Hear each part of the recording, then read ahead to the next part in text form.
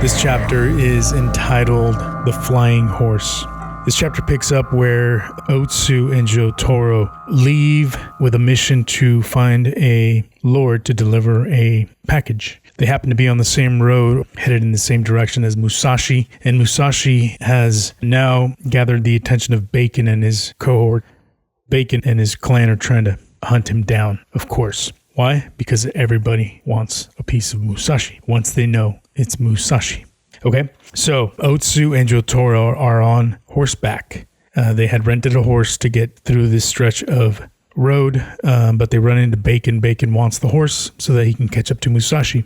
But once Baiken tells Otsu and Jotaro that he's trying to catch up to Musashi, the pair do what they can to not give him the horse. So in an effort to keep the horse away from Baiken, Otsu picks up his sword and swings it at him, accidentally cutting the horse that Jotaro is on, and the horse takes off. It goes flying down the road, unstoppable. So Baiken eventually gets a hold of Otsu, realizes that she knows Musashi, so Baiken is holding her hostage. There's a few themes in this chapter, mainly the path they are on and the loyalty that they have towards Musashi. But the one thing that sticks out in my mind in this chapter is the fear that she does not have for the guy that has captured her, Baiken, and the fear that she develops for the guy that actually releases her from Baiken's custody. In other words, the devil you know is not as bad as the devil you don't know. Right?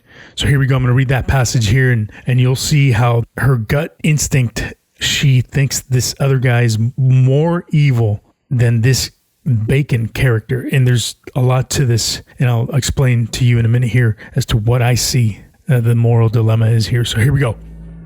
They quickly ascended. San Nojo guided them up above Kaga village to Makato Pass, from which a path led down to Seto in Otsu. After explaining in detail how to proceed, he said, "You're out of harm's way now. Just keep your eyes and ears open and be sure to find a safe place to stay before dark."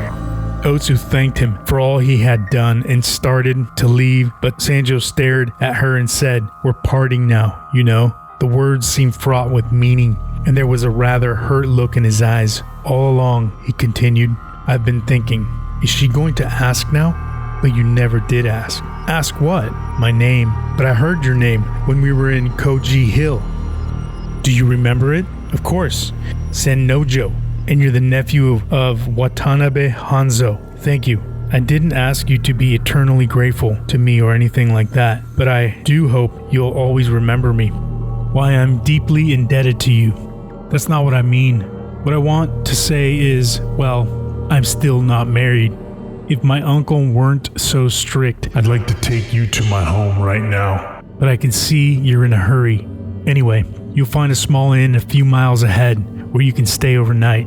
I know the innkeeper very well, so mention my name to him. Farewell." After he was gone, a strange feeling came over Otsu.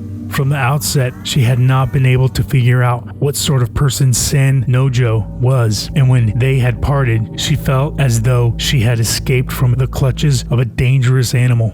She had gone through the motions of thanking him. She did not really feel grateful in her heart. Jotaro, in spite of his tendency to take to strangers, reacted in much the same way. As they started down from the pass, he said, "I don't like that man."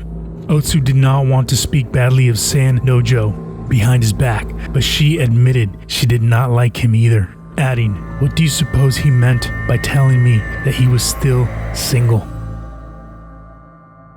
Okay, so the book has symbolism all over it. It's dotted everywhere, and you can read this book real fast and just blow by all this stuff, and it's meaningless. It's just another novel. Most people gather it that way. It's a novel about some samurai that did some stuff and swinging swords and stuff like that. But when you slow down and you read this stuff, these little things will catch you. But what I see is, and this is the way I read it, and again, I'm giving you the perspective of this book from a landscape architect within the trades. What I see here is a stable man in Baiken. He's married, he's a blacksmith, he has a career, he's a teacher. He also has a son, so he's a father. As to why he's hunting down Musashi, there's an honor attached to these things back in the 1600s Japan. This other guy that actually frees Otsu from Baiken's clutches, is a completely wild devil. In other words, the devil that you know and the devil that you don't know. So she gets a terrible feeling from this guy because of what he says to her. In other words, the young samurai Sanojo is a predator, sees Otsu as nothing but meat. So that's what I see. That's what I see in this passage, and her intuition and the intuition of Jotaro as well, as an innocent child, more or less. They both get that sense that this guy is not well, although he did something to release her. But did he release the girl from Baiken so that he can somehow get a hold of her? I don't know. Could have been. But anyway, we'll find out. You got to keep reading to figure it out, right? All right, my friends, short chapter here. We'll catch you on the next one. Be well.